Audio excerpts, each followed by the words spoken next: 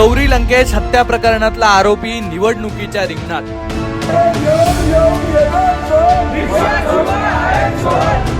आरोपी श्रीकांत पांगरकरांकडून घरोघरी रिक्षाचा प्रचार। यंदाच्या महापालिका निवडणुकीत महाराष्ट्रात अनेक अभूतपूर्व अशा गोष्टी घडल्यात। कुठे एकाच घरातल्या अनेकांना उमेदवारी आहे, तर कुठे थेट गुन्हेगाराच्या कुटुंबातल्या लोकांनाही उमेदवारी आहे। असाच एक प्रकार जालन्यातही पाहायला मिळतोय। जालन्यात गौरी लंकेश हत्या प्रकरणातील आरोपी श्रीकांत पांगरकर यांनीही निवडणुकीच्या मैदानात उडी घेतली आहे। सध्या प्रचाराच्या रणधुमाळीत जेव्हा श्रीकांत पांगरकर घरोघरी जाऊन प्रचार करतायत, तेव्हा त्याची चांगलीच चर्चा होते। पण त्याही पेक्षा जास्त चर्चा होते त्यांच्या विरोधात शिंदेच्या शिवसेनेनं उमेदवार न दिल्यामुळं। सगळं समीकरण सविस्तर या रिपोर्ट मधून समजून घेऊ। ज्येष्ठ पत्रकार आणि सामाजिक कार्यकर्त्या गौरी लंकेश यांची 2017 मध्ये हत्या झाली होती। या प्रकरणात जालन्यातले श्रीकांत पांगरकर हे आरोपी होते। आता याच श्रीकांत पांगरकर यांनी जालना महापालिका निवडणुकीत दंड थोपटलेत। पहिल्यांदाच होणाऱ्या जालना महापालिकेच्या प्रभाग क्रमांक 13 मधून श्रीकांत पांगरकर हे अपक्ष निवडणूक लढवत आहेत। रिक्षा या चिन्हाचा ते आता घरोघरी जाऊन प्रचार करतायत।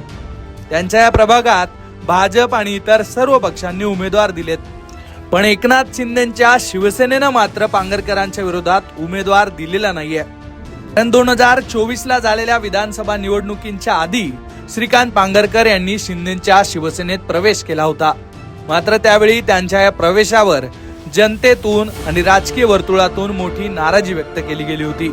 त्यानंतर अगदी एका दिवसातच एकनाथ शिंदे यांनी पांगरकरांचा प्रवेश स्थगित केला होता।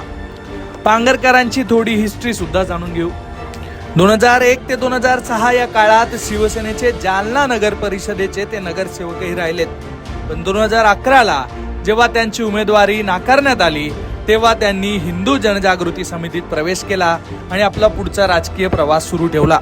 ऑगस्ट 2018 ला महाराष्ट्र दहशतवाद विरोधी पथकानं राज्यातल्या अनेक ठिकाणी कारवाई केली होती आणि तिथे स्फोटक आणि शस्त्रसाठा जप्त केला होता। याच प्रकरणात पांगरकर यांनाही अटक झाली होती। त्यांच्यावर या प्रकरणात UAPA अंतर्गत गुन्हा दाखल असल्याची सुद्धा माहिती आहे। गौरी लंकेश हत्या प्रकरणात कर्नाटक उच्च न्यायालयानं 2024 मध्ये श्रीकांत पांगरकर यांना जामीन मंजूर केलाय। पत्रकार गौरी लंकेश यांची 5 सप्टेंबर 2017 ला बंगळुरू मध्ये त्यांच्या घराबाहेर गोळ्या झाडून हत्या झाली होती।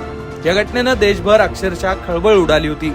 या हत्या प्रकरणात कर्नाटक पोलिसांनी आतापर्यंत 18 संशयितांची ओळख पटवून त्यातल्या 17 जणांना अटक केली आहे। जुलै 2022 पासून या प्रकरणाचा खटला सुरू आहे। दरम्यान आता गौरी लंकेश प्रकरणातला आरोपी असलेल्या श्रीकांत पांगरकर यांनी जालना महापालिकेच्या निवडणुकीत उडी घेतल्यानं याची मोठी राजकीय चर्चा रंगली आहे आणि त्याच वेळेला पांगरकर यांना प्रश्नही विचारले जात आहेत।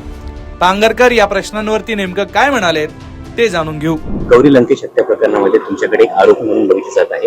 कर्नाटक राज्याने तुम्हाला आरोपी म्हणून घोषित केलेला आहे त्यांच्या दोषारोपपत्रामध्ये। तुम्ही निवडणूक लढत आहात, काय सांगणार? नाही बघा, माझ्यावर गुन्हा आहे आणि मी त्याच्यासाठी न्यायप्रविष्ट प्रकरण आहे, तर मी न्याय मागतोय। माझं म्हणणं असंच आहे की मी त्यात निर्दोष आहे।